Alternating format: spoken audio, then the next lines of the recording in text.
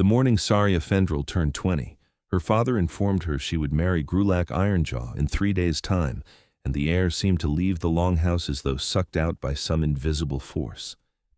She stood by the cooking fire, ladle in hand, staring at her father's weathered face while her mother looked anywhere but at her daughter. The alliance had been decided months ago, her father explained in the flat tone of a man who had made peace with an unpleasant reality. Grulak was a warrior of standing, older than Sarya by 15 years, with 2 dead wives already behind him and a reputation for a violent temper that even other orcs whispered about when they thought no one was listening. But he commanded 20 fighters, and their clan needed those fighters with the human settlements encroaching ever closer to orc territory. Sarya's small tusks pressed against her lower lip as she bit back the words that wanted to pour out. She had seen Grulak watching her at the last gathering, his yellow eyes following her with an intensity that made her skin crawl beneath its green surface. He had lost his previous wife under circumstances no one discussed openly, though the bruises on the woman's body at her funeral rites had told their own story. "I will not marry him," Sarya said quietly. Her father's hand struck the table hard enough to make the wooden bowls jump. "You will do your duty to this clan. I have spoken." That night, lying on her sleeping mat while her younger siblings breathed softly around her, Sarya made her decision. She had heard the stories other young orcs whispered when the elders were not listening, tales of human settlements where some people did not care about the color of your skin or the shape of your teeth. She did not know if such places truly existed, but she knew with absolute certainty that marriage to Grulak would kill something essential inside her, if it did not kill her body first. She thought of the human man she had seen 3 months ago at the edge of the forest, working alone to clear a field. She had been gathering herbs, moving silently as her grandmother had taught her when she had spotted him. He was tall for a human, with brown hair, sun-bleached at the ends, and a lean, strong build that spoke of hard work rather than warfare. What had struck her most was the gentleness with which he had worked, speaking softly to his ox, taking care not to damage the saplings at the forest's edge unnecessarily. She had watched him for perhaps an hour, hidden in the shadows of the oak trees, studying the clean lines of his profile and the easy way he moved. When he had paused to drink from a water skin, wiping sweat from his brow, she had noticed the old scar along his jaw and wondered what story it told. He had looked up suddenly, directly toward where she hid, and for a heartbeat their eyes had met. Instead of fear or hatred, she had seen only curiosity in his gaze. He had raised one hand slowly, not in threat but in greeting. Sarya had fled then, crashing through the underbrush like a frightened deer, her heart pounding not entirely from exertion. She had returned the next day, unable to help herself. He had been there again, working on constructing a fence. This time she had been more careful, staying completely hidden, but he had known she was there. He had set a cloth bundle on a stump at the forest's edge before he left that evening. Inside she had found fresh bread, cheese, and apples. She had eaten the food slowly, savoring each bite, tasting something she could not name. Kindness, perhaps. The simple acknowledgement of her existence as something other than a monster. 3 more times she had gone back before her father had discovered her absence and beaten her for wandering. 3 more times the human man had left her food. Once he had included a small carved figure, a rough approximation of an oak tree, the kind of idle project a man might create by firelight. She had kept it hidden in her bedding, taking it out on difficult nights to run her fingers over the smooth wood. She did not know his name. She did not know if he would remember her now, 3 months later. But she knew the direction to his homestead, and she knew that anywhere was better than a marriage to Grulak Ironjaw. On the second night before her wedding, when the celebration had begun and the clan had gathered to drink fermented honeymead and roast meat over great fires, Sarya waited until the songs grew loud and raucous. Her wedding dress hung on a peg near her sleeping mat, a heavy garment of leather and fur that felt like a funeral shroud. She dressed instead in her oldest tunic and leggings, sturdy clothes meant for travel. She rolled a blanket tight and secured it across her back, along with a water skin she had filled earlier. She had no weapons. Orc women were not permitted to carry blades until they were married, but she took her gathering knife, a small tool that might serve in an emergency. The window of the longhouse was small, meant only for ventilation, but Sarya had always been lithe despite her orc strength. She squeezed through the opening feet first, dropping silently to the ground outside, The autumn air bit at her exposed skin, carrying the scent of wood smoke and approaching winter. She could hear the celebration continuing inside, her absence not yet noticed. She ran. The forest welcomed her like an old friend, the paths familiar from years of gathering expeditions with her grandmother before the old woman had passed. Sarya moved quickly but carefully, knowing that pursuit would come eventually. Her father would be furious, and Grulak would take her flight as an insult to his honor. They would send trackers. The moon rose full and bright, turning the forest into a landscape of silver and shadow. Sarya ran until her lungs burned and her legs trembled, then kept running. She drank from streams without stopping, splashing through the water to confuse her scent trail. As dawn began to gray the eastern sky, she finally slowed, her body demanding rest, even as her mind screamed at her to keep moving. She had covered perhaps 15 miles, she estimated. Not enough, not nearly enough. But she could not continue without rest, or she would collapse. She found a dense thicket of brambles and crawled inside, making herself as small as possible, and allowed herself to sleep for a few hours. The sun was high when she woke, her body stiff and protesting. She ate the dried meat and journey bread she had stolen from the Longhouse stores, drank deeply from her water skin, and set out again. She needed to reach the human's homestead before nightfall. After that, she did not know what would happen. He might turn her away. He might alert other humans who would kill her on sight, but it was a chance, and chances were all she had left. The forest began to thin as afternoon stretched toward evening. Sarya slowed her pace, moving more cautiously now that she was entering human territory. She saw no one, though she passed signs of habitation stumps where trees had been felled, a path worn smooth by regular travel, a stone marker indicating property boundaries. As the sun touched the horizon, painting the sky in shades of orange and gold, she saw it. A modest homestead nestled in a clearing, with a small cabin, a barn, and fields that had been harvested for the season. Smoke rose from the chimney, and a milk cow grazed in a paddock. It was the place from her memory, though she saw it now from a different angle. Sarya crouched at the tree line, her courage suddenly wavering. What was she doing? She barely knew this human. He had been kind once, yes, but that did not mean he would shelter a runaway orc woman. She could bring terrible trouble to his door. As she hesitated, the cabin door opened and he emerged, carrying a bucket. Even from this distance, she recognized him, the same tall frame, the same brown hair, though he looked older somehow in the fading light, or perhaps more tired. He walked to the well, and as he began to draw water, he paused and looked directly toward where she hid. "I know you are there," he called out, his voice carrying clearly across the open space. "You can come out, or you can stay hidden. But if you need help, you are welcome to ask for it." Sarya's heart hammered against her ribs. He had known she was there. How long had he known? She stood slowly, stepping out from behind the oak tree that had concealed her. Even at this distance, she saw his body tense, though whether in fear or simply surprise she could not tell. "I remember you," he called, "from the forest, months ago. You are the one who liked my bread." Despite everything, despite her fear and exhaustion and uncertainty, Sarya felt a smile tug at her lips. She began to walk toward him, slowly, keeping her hands visible and empty. As she drew closer, she could see his face more clearly. He was younger than she had thought, perhaps 25, with kind eyes the color of chestnuts and that scar along his jaw that gave him a roguish look at odds with his gentle demeanor. "I need help," she said when she was close enough to speak without shouting. Her voice came out rougher than she intended, thick with emotion she had been holding back. "I am running from my clan. They want me to marry a man who will hurt me. I did not know where else to go." He set down the bucket carefully, his eyes never leaving her face. Up close, she could see the surprise in his expression, but also concern. "You ran away from your people. They will come looking for you." "I know," Sarya said. "I am sorry. I should not have come here. I will bring you trouble." She started to turn away, suddenly ashamed. "Wait," he said quickly.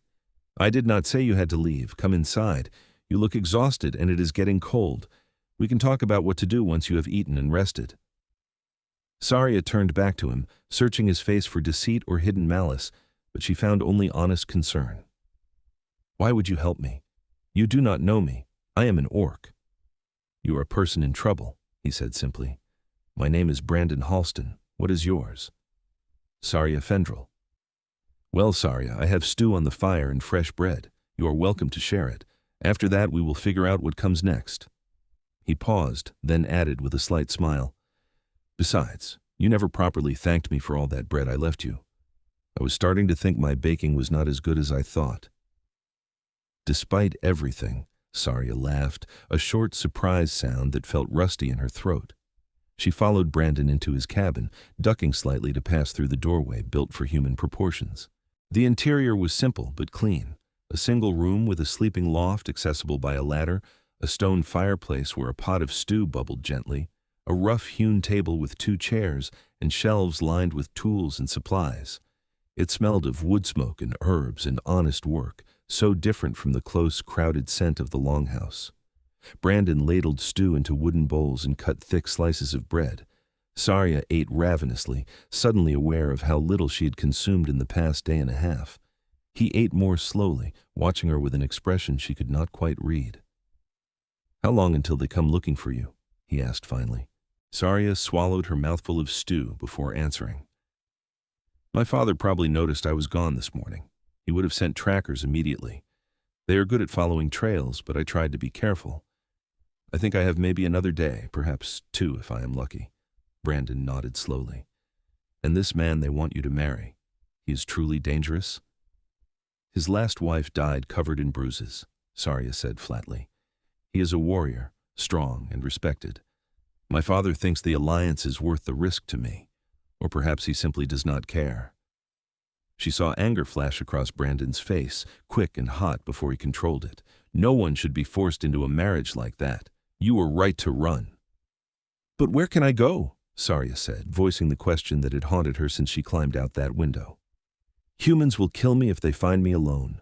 My clan will drag me back. I have no place in this world."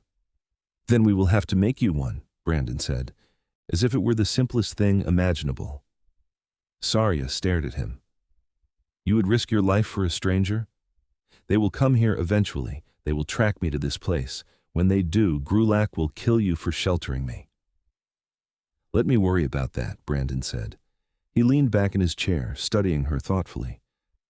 "I have been alone on this homestead for 3 years now.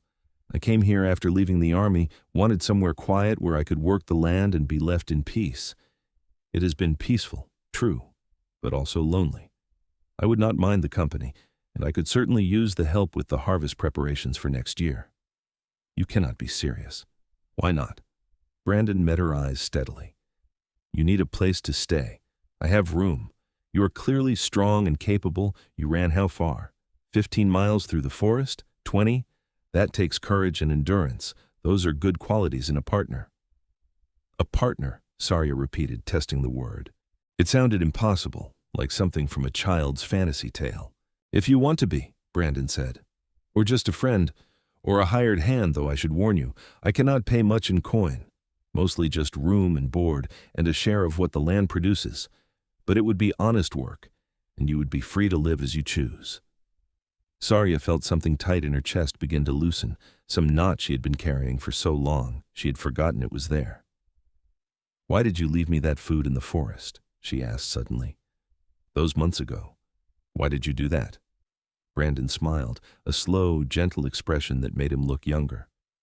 "You looked hungry and curious. I thought, here is someone who risks coming close to human lands not to raid or make trouble, but just to watch someone work a field. That struck me as brave, or maybe just wonderfully strange. Either way, I wanted to know more about you." "You are a very odd human, Brandon Halston." "I've been told that before," he said, still smiling. "So what do you say? Sarya Fendrel? Will you stay, at least for a while? We can figure out the rest as we go." Sarya looked around the cabin again, at this simple, humble space that somehow felt more like home than anywhere she had ever lived. "I will stay," she said. "Thank you." That night, Brandon insisted she take the sleeping loft while he made a bedroll by the fire. Sarya lay in the darkness, listening to the unfamiliar sounds of the cabin settling around her, and allowed herself to feel something she had not felt in months. Hope. She woke before dawn to the sound of Brandon moving around below, stoking the fire and preparing breakfast. She climbed down the ladder to find him frying eggs and thick slices of bacon in an iron skillet. "I thought you might want to start the day with a good meal," he said. "We have work to do if we are going to prepare for visitors." "What do you mean?" Sarya asked. Brandon plated the food and brought it to the table. "Your trackers will come, probably today or tomorrow. We need to be ready for that. I'm not much of a fighter anymore, but I know how to defend my land, and you need to decide what you want to say to them when they arrive." Sarya had not thought that far ahead. She had been so focused on escape that she had not considered the confrontation that must inevitably follow. "What can I say? They will demand I return." "And you will refuse," Brandon said simply. "You are an adult, are you not? You have the right to choose your own path." "Orc law does not see it that way. Until I am married, I'm my father's property to dispose of as he sees fit." "Well, that is a terrible law," Brandon said bluntly, "and I do not recognize it. Here, on my land, you are a free person. You can stay as long as you want, and no one will take you against your will." "I promise you that." Sarya felt her eyes prickle with unexpected tears. She blinked them back fiercely. "You do not know what you are promising. Grulak is dangerous. He has killed men in combat." "So have I," Brandon said quietly. There was something in his voice, some shadow of old pain, that made Sarya look at him more closely. "I was a soldier for 5 years before I came here.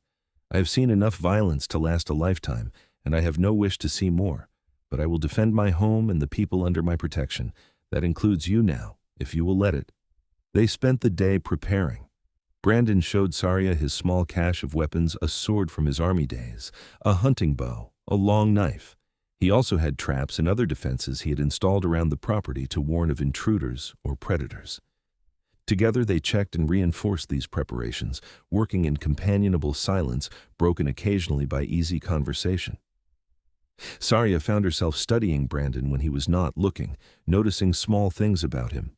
The way he moved with an economy of motion that spoke of old training, the gentleness with which he handled his animals, the small smile that played around his lips when he was concentrating on a task.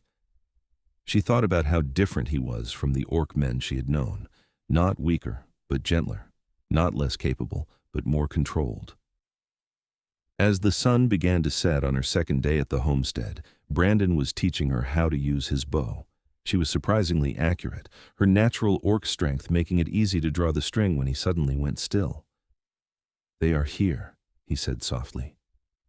Sarya heard it then too, the sound of movement in the forest, too loud to be animals. Her heart began to pound. Brandon moved to stand beside her close enough that she could feel the warmth of his body, and she drew courage from his steadiness. 5 orcs emerged from the tree line as the last rays of sunlight slanted across the clearing. Sarya recognized them all, her 2 older brothers, Grulak and Thorm, her father's best tracker, a grizzled warrior named Durak, and at the center, Grulak Ironjaw himself, his massive frame and scarred face exactly as she remembered. The 5th orc was her father, looking older and wearier than she remembered, his face set in grim lines. They stopped at the edge of Brandon's property, and Grulak's yellow eyes fixed on Sarya with an intensity that made her want to run again. But she forced herself to stand firm, Brandon a steady presence at her side. "Sarya!" her father called out, his voice heavy with anger and something that might have been disappointment. "You have shamed our family. You will return home immediately and apologize to your betrothed for this insult." "I will not," Sarya said, surprised by the strength in her own voice. "I will not marry Grulak. I will not return to the clan." Grulak stepped forward, his hand on the hilt of his massive blade. "You are promised to me, girl. I have paid your bride price. You are mine by right and law." "I am not property to be bought and sold," Sarya said. "And she is under my protection," Brandon added, his voice calm but firm. "This is my land. You are trespassing. State your business and then leave." Durak, the tracker, laughed, a harsh, mocking sound. "The human thinks he can stand against us, bold but stupid." "I think nothing," Brandon said. "I simply state facts. Sarya has chosen to stay here of her own will. I have accepted her as a member of my household. That is the end of the matter." "It is not," Grulak growled. He took another step forward, and Sarya saw Brandon's hand move subtly to the knife at his belt. "She is orc. You are human. There is no law or custom that binds us to respect your claims over her." "Then we are at an impasse," Brandon said, "because there is no law or custom that will make me hand over someone who has asked for my help." Sarya's father spoke again, and this time she heard the weariness more clearly. "Daughter, please, be reasonable. This alliance is important to the clan. Grulak is a powerful warrior. With his fighters, we can hold our territory against the human encroachment." "And what about my life?" Sarya demanded, her voice rising. "What about my safety? Does that matter at all to you, father? Or am I just a piece on your strategy board?" Her father flinched, and she saw something in his face, guilt, perhaps, or shame. But Grulak had no such compunctions. He drew his blade, a massive cleaver-like weapon that gleamed dully in the fading light. "Enough talk," he snarled. "I will take what is mine." Brandon moved faster than Sarya would have thought possible for someone who claimed to be a farmer. His knife was in his hand, and he had shifted to place himself directly between Sarya and the approaching orcs. "Last warning," he said. "Leave now, or I will defend my home." Grulak laughed and charged. What followed happened so quickly that Sarya could barely process it. Grulak was massive and strong, his blade swinging with crushing force. But Brandon was fast and trained, and he fought with the cold efficiency of a soldier who had survived countless battles. He dodged the first swing, slashed at Grulak's arm with his knife, and danced back out of range. The other orcs moved to flank him, but Sarya was already moving. She grabbed a heavy branch from the woodpile and swung it with all her strength, catching Durak across the knees and sending him sprawling. Her brothers hesitated, torn between loyalty to the clan and reluctance to harm their sister. "Stop this!" her father roared. "All of you, stop!" But Grulak was beyond listening. Blood ran down his arm from Brandon's cut, and his yellow eyes had gone wild with rage. He swung again and again, driving Brandon back toward the cabin. Brandon parried and dodged, but he was giving ground steadily. Sarya could see he was trying not to kill Grulak, trying to end the fight without escalation, but that mercy was going to get him hurt. Sarya made a decision. She dropped the branch and ran forward, putting herself between Brandon and Grulak. The massive orc pulled his swing at the last second, the blade stopping inches from her face. "Move, girl," Grulak snarled. "No," Sarya said. "If you want to take me, you will have to kill me first, because I will never willingly go with you. I will fight you every day of my life. I will escape again and again. I will make myself a burden and a misery to you." "Is that what you want? A wife who hates you, who fears and despises you?" Grulak stared at her, breathing hard, his blade still raised. For a moment Sarya thought he might strike anyway, might cut her down out of pure rage, but slowly, he lowered the weapon. "You are insane," he said. But there was uncertainty in his voice now, the first crack in his absolute confidence. "Maybe," Sarya agreed. "Or maybe I am simply done being afraid. I will not marry you, Grulak. Return the bride price to my father. Find some other woman to brutalize. I am not her." Her father stepped forward, his face anguished. "Sarya, daughter, please. Think about what you are doing. You will be cast out. You will have no clan, no family. The humans will hunt you." "Not this human," Brandon said softly from behind her. Sarya felt his hand touch her shoulder lightly, a gesture of support and solidarity. "She is welcome here, and I suspect she is more than capable of making her own way in the world." Sarya looked at her father, this man who had raised her but never truly seen her, and felt a complicated mixture of love and anger and pity. "I have thought about it, father. I thought about it while you were planning my marriage to a man who killed his last wife. I thought about it while Grulak was looking at me like I was a piece of meat. I thought about it all the way here, and my decision is made. I will stay with Brandon." "Then you are no daughter of mine," her father said, but his voice broke on the words. "So be it," Sarya whispered. Grulak spat on the ground. "You are a fool, girl. And you, human, you have made an enemy today. I do not forget insults." "Neither do I," Brandon said evenly. "Remember that if you ever return to my land uninvited." The orcs retreated into the forest, her father the last to go, looking back once with an expression of such loss that Sarya nearly called out to him. But she held her tongue, and then they were gone, swallowed by the darkness between the trees. Sarya sagged, her legs suddenly weak, and Brandon caught her elbow to steady her. "Are you all right?" he asked. "I do not know," she said honestly. I just severed all ties to my clan. I am alone now." "Not alone," Brandon said gently. "You have me, for whatever that is worth." Sarya looked up at him in the gathering darkness, at this strange, kind human who had risked his life for her without hesitation. "It is worth everything," she said. The days that followed fell into a rhythm that surprised Sarya with its simple pleasures. She woke each morning to the sound of Brandon stirring the fire, and they would share breakfast as the sun rose over the fields. Then there was work. Always work preparing the soil for spring planting, repairing fences, tending the animals, cutting firewood for the winter ahead. Sarya threw herself into the labor with gratitude, relishing the way her muscles ached at the end of each day, proof that she was building something rather than simply enduring. She was stronger than Brandon, and he did not hesitate to use that strength, asking her to help lift heavy beams or haul stones for the new shed they were building. In turn, she learned from him how to judge the health of soil, how to read the weather signs, how to preserve food for the long months ahead. They talked while they worked, sharing stories of their lives. Brandon told her about growing up on a farm much like this one, about joining the army at 18 when his parents died and he had nothing left to hold him. He spoke sparingly of the war he had fought in, a border conflict with another human kingdom, but she could read the shadows in his eyes when the memories grew too dark. Sarya told him about her childhood, about her grandmother who had been a healer and taught Sarya the ways of herbs and growing things. She spoke of her mother's quiet sadness, the way she had faded into silence over the years under her father's domineering rule. She described the beauty of orc celebrations, the music and the stories, and also the harsh discipline, the rigid roles, the way women were valued only as mothers and marriage ties. "It is not all bad," she said one afternoon as they worked together to split logs. "There is strength in the clan bonds, there is honor and loyalty, but there is also cruelty, especially toward those who do not fit the expected patterns." "It is the same with humans," Brandon said, wiping sweat from his brow. "We like to think we are civilized, but we cast out those who are different, who love wrongly or think strangely. I left the army not just because I was tired of fighting, but because I could not stomach the things we did to orc villages in the name of defending our borders, burning homes, killing anyone who resisted. They told us you were all monsters, but when I saw orc children crying over their dead parents, I saw only children. After that, I could not continue." Sarya stopped mid-swing, staring at him. "You fought against my people." "I did," Brandon said, meeting her eyes. "I am not proud of it.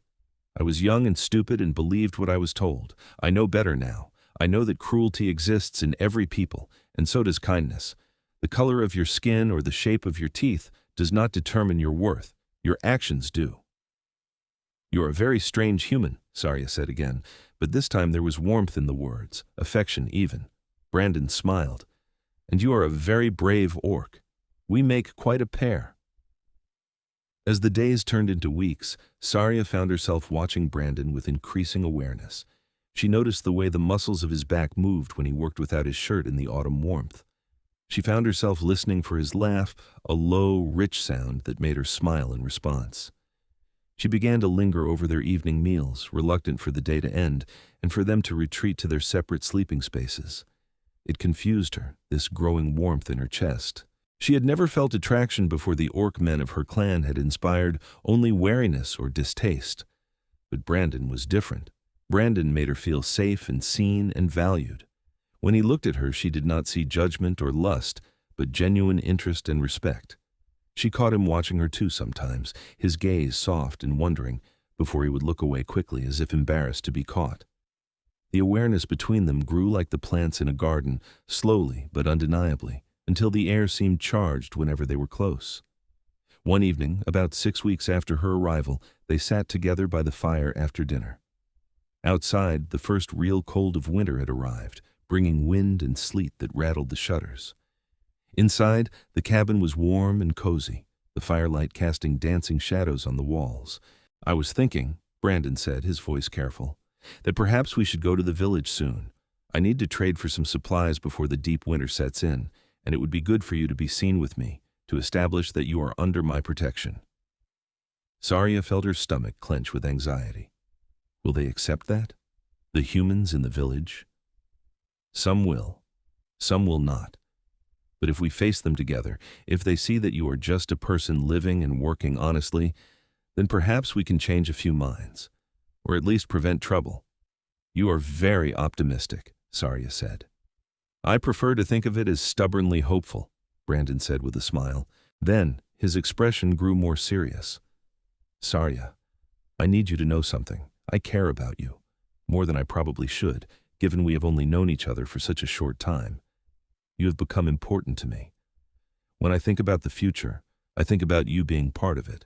I do not know if you feel the same, and I will not pressure you. But I wanted you to know." Sarya's heart hammered in her chest. She had imagined this conversation 1,000 times in her head, but now that it was happening, she found herself speechless. Finally, she managed, "I feel the same. You have given me a life when I had none. You have treated me with more kindness and respect than anyone in my clan ever did. I do not know what this means, or what we are to each other, but I know I do not want to lose it." Brandon reached out slowly, giving her time to pull away if she wished, and took her hand. His palm was warm and calloused against hers, his fingers gentle. "Then we will figure it out together," he said, "no matter what comes." They sat like that for a long time, hands clasped, watching the fire burn down to embers, neither willing to be the first to break the connection. The next day dawned clear and cold, perfect weather for travel. They loaded Brandon's wagon with goods to trade preserved vegetables, some pelts from animals Brandon had trapped, a few pieces of furniture he had crafted in his spare time. Sarya wore her best tunic and had braided her dark hair in the style her grandmother had taught her, a pattern that denoted an adult orc woman of standing. The journey to the village took most of the morning, the wagon creaking along rutted roads through forests brilliant with autumn color. Other travelers passed them occasionally, and Sarya felt the weight of their stares, saw the way they gave the wagon a wide berth. Brandon seemed unbothered, greeting people cheerfully whether they responded or not. The village was called Millbrook, a small frontier settlement of perhaps 200 souls.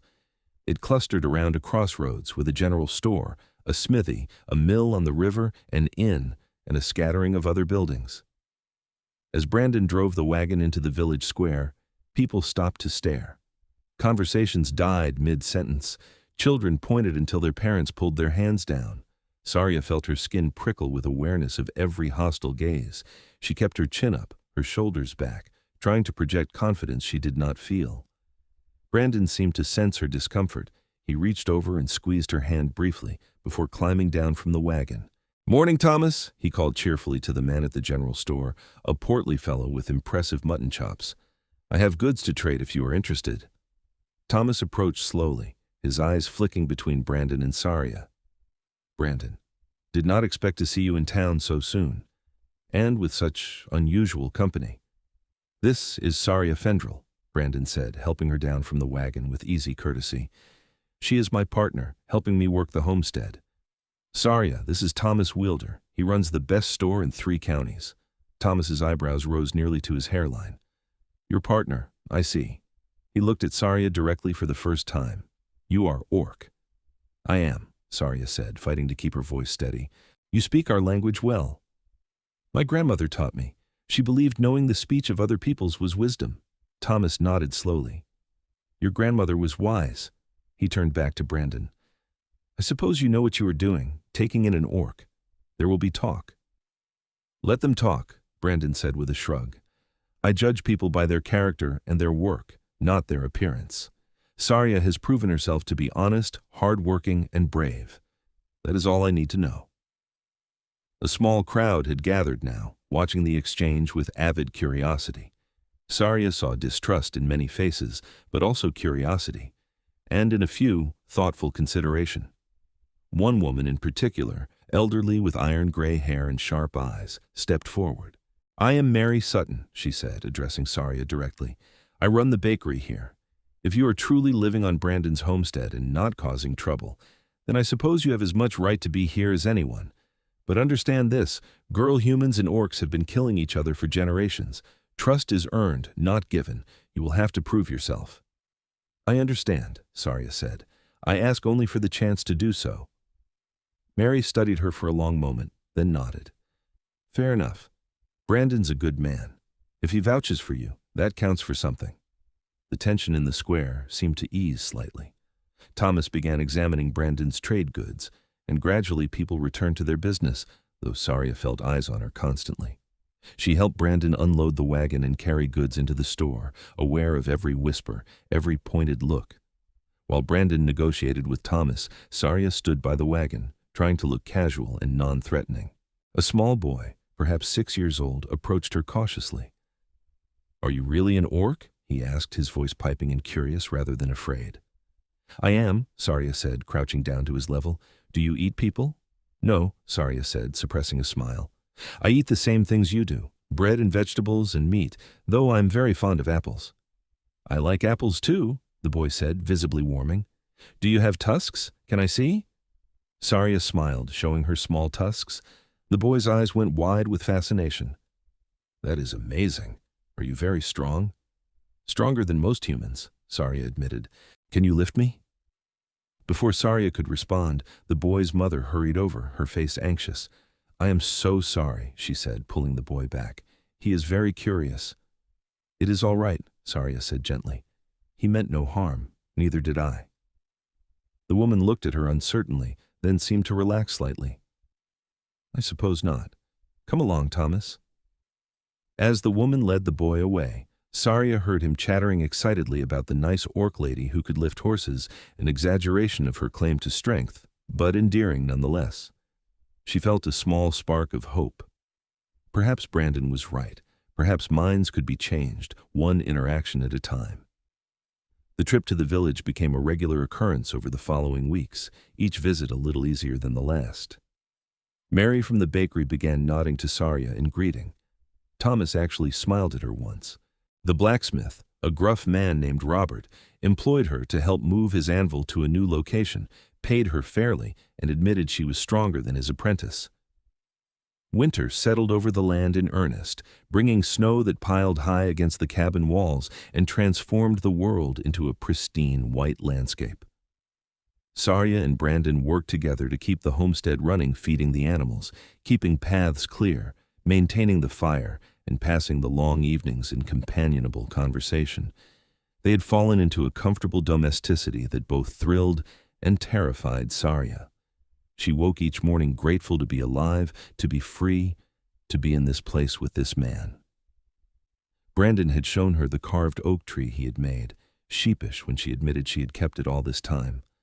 She carried it still, a talisman of hope and kindness. One evening, as snow fell softly outside and the fire crackled warmly, Brandon set aside the harness he had been repairing and looked at Sarya with unusual seriousness. "I have been thinking," he said. "That is usually dangerous," Sarya teased, but her heart began to beat faster at his tone. "I want to ask you something, and I need you to answer honestly, even if you think it might hurt my feelings." Brandon took a breath. "Are you happy here? With this life? With me? Or are you simply staying because you have nowhere else to go?" Sarya set down her mending and looked at him directly. "I am happier than I have ever been in my life," she said honestly. "Every morning I wake up grateful. Grateful to be free, grateful to be safe, grateful to be with you. I stay not because I have no choice, but because this is where I choose to be." Relief and joy flashed across Brandon's face. "Then I have another question. And you can say no, Sarya. You can absolutely say no, and nothing will change between us. I promise you that." "Ask," Sarya said, her voice barely a whisper. Brandon stood and crossed to where she sat, then dropped to one knee in front of her. From his pocket, he drew something small that gleamed in the firelight, a ring, simple but beautiful, wrought of silver with a small green stone set in the center. "Sarya Fendrel, will you marry me? Not because anyone is forcing you, not because of clan alliances or duty, but because we choose each other, because I love you, and I want to spend my life with you, because you make me laugh, and you make me think, and you make me want to be a better man. Will you be my wife?" Sarya felt tears streaming down her face, tears of joy so intense it was almost painful. "Yes," she said. "Yes, Brandon, I will marry you. I love you too. I think I have loved you since you left me that first bundle of bread and cheese. since you saw me not as a monster, but as a person worth knowing." Brandon slipped the ring onto her finger, a perfect fit, and then he was pulling her down to him, where she was pulling him up to her, and they were kissing, gentle and then passionate, exploring this new dimension of their relationship with wonder and desire. When they finally pulled apart, both breathing hard, Brandon rested his forehead against hers. "I had the ring made in the village," he admitted. "I told the blacksmith it was for someone special. He made the stone green because I said you had the most beautiful green skin I had ever seen." "I think he thought I was insane." Sarya laughed through her tears. "You are insane, and I love you for it." They made plans to marry in the spring, wanting to wait until the weather was better and they could invite the few people from the village who had become friendly. Mary insisted she would make the wedding cake. Thomas offered his garden for the ceremony. Even Robert the blacksmith grudgingly agreed to attend, claiming someone needed to make sure Brandon did not do anything stupid. As winter slowly gave way to the first tentative signs of spring, Sarya and Brandon continued to build their life together. They expanded the cabin slightly, adding a proper bedroom and a workshop where Brandon could do carpentry. Sarya started a garden, using the knowledge her grandmother had taught her to plant herbs and vegetables that would thrive in the local soil.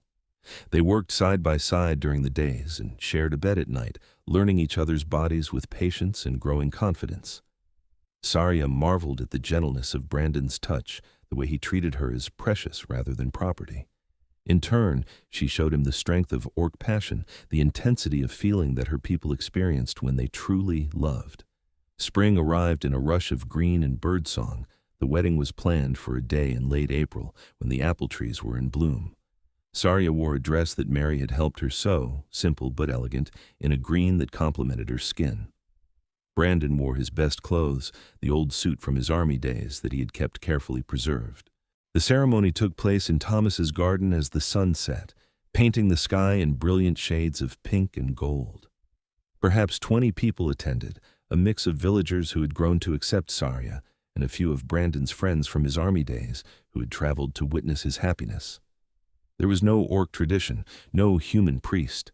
Instead, Mary, as the village elder, officiated, speaking words about love and commitment and the courage it took to forge your own path. Brandon and Sarya exchanged vows they had written themselves, promises to honor and cherish, to face whatever came together, to build a life based on choice and mutual respect. When Brandon kissed his bride, the small crowd cheered, and Sarya felt a completeness she had never imagined possible. She was no longer Sarya of the Fendrel clan. She was Sarya Halston, wife of Brandon, partner in their homestead, and creator of her own destiny.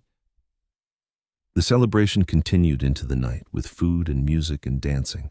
Sarya danced with Brandon under the stars, his arms around her, her head on his shoulder, and thought about the girl who had climbed out a window 6 months ago, terrified and desperate. That girl had been brave enough to run toward hope. This woman was brave enough to embrace happiness. As the party wound down and they walked back to their cabin through the spring night, hand in hand, Brandon said, "Do you ever regret it? Leaving your clan, all of it?" Sarya thought about her father, whom she still missed despite everything. She thought about her siblings and the friends of her childhood. She felt the weight of those losses. But then she felt the weight of Brandon's hand in hers, saw the cabin waiting for them, their home, their future. "No," she said firmly. "I regret that I had to make that choice. I regret that my people could not accept me as I am. But I do not regret choosing you, choosing us, choosing this life. I would do it again 1,000 times." Brandon pulled her close and kissed her temple. "You gave me a gift when you climbed through that window and ran to me. You gave me a purpose beyond simple survival. You gave me love. Thank you for that. Thank you for being someone worth running to," Sarya said. They walked the rest of the way in comfortable silence, two souls who had found each other against all odds, ready to face whatever came next together. The moon rose over the homestead, silvering the fields and the forest beyond, blessing the start of their married life with gentle light. Inside the cabin, their cabin, they built up the fire and made love as husband and wife for the first time, tender and passionate and perfect. Afterward, lying tangled together in the darkness, Sarya traced the scar on Brandon's jaw with gentle fingers. "Tell me how you got this," she said softly. "A battle, years ago," Brandon said. "A stupid fight over a piece of land that no one really needed. I took a sword across the face. I was lucky it was not deeper. The healer said I would have a rakish look, and women would find it attractive." He smiled. I suppose she was right. "Very rakish," Sarya agreed, "and very attractive, though I would love you regardless of scars." "And I would love you regardless of green skin or tusks or pointed ears," Brandon said. "I love you for your courage and your kindness and your strength. I love you for choosing me when you could have chosen to keep running. I love you for the way you sing to the cows when you milk them and the way you curse inventively when you hit your thumb with a hammer." Sarya laughed. "That was one time. It was impressive cursing. I learned 3 new words. They fell asleep like that, wrapped around each other, safe and warm and home. The years that followed were not without challenges. There were lean times when crops failed and money was scarce. There were people in nearby villages who never accepted an orc living among them and made their displeasure known. Twice, bands of orc raiders passed through the region, and Sarya had to hide to avoid being recognized or reclaimed. But there were far more good times than bad. The homestead prospered under their joint labor. They added chickens and pigs to their livestock. Sarya's garden became famous in the region for its medicinal herbs, and people came from miles around seeking her remedies. Brandon's carpentry skills improved until he was crafting beautiful furniture that sold for good prices at the market. They had children, 3 of them, over the course of 8 years. 2 took more after their father with lighter green skin and smaller tusks, while 1 was unmistakably orcish in appearance. They raised them with love and laughter, teaching them that family was defined by bonds of affection rather than blood, that differences in appearance were less important than differences in character. The village of Millbrook grew and changed. More people came to the frontier, and some brought prejudices while others brought open minds. Sarya became known as a healer and a fair dealer, someone who could be trusted. Parents told their children about the orc woman who had risked everything for love and freedom, turning her story into a local legend. On their 10th anniversary, sitting on the porch they had built together while their children played in the yard, Brandon took Sarya's hand and said, "I have been thinking." "Still dangerous," Sarya teased, the old joke comfortable between them. "Do you remember what you said that first night? That you did not know where you could go, that you had no place in the world?" "I remember," Sarya said softly. "I just wanted you to know you found your place, right here. With me, with our children, with the life we built. You made a place for yourself through sheer courage and will. I am so proud of you, and I am so grateful you ran to me instead of anywhere else."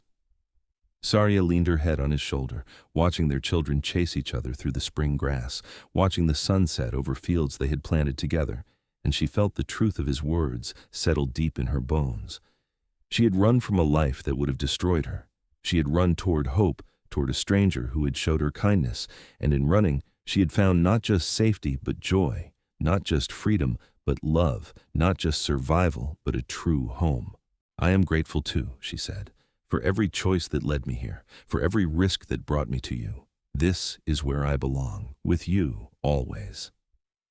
Brandon kissed her softly, a promise and a celebration, and in that moment, under the fading light of another beautiful day, Sarya knew that climbing through that window had been the best decision of her life.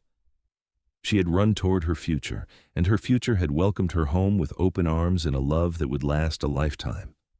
Their story became a tale told in both human and orc communities, slowly at first, but with growing frequency. Some said it was impossible, that such love could not exist across such divides. But those who knew them, who saw the way Brandon and Sarya looked at each other even after many years, who watched their children grow strong and proud in their mixed heritage, knew the truth. Love was not impossible.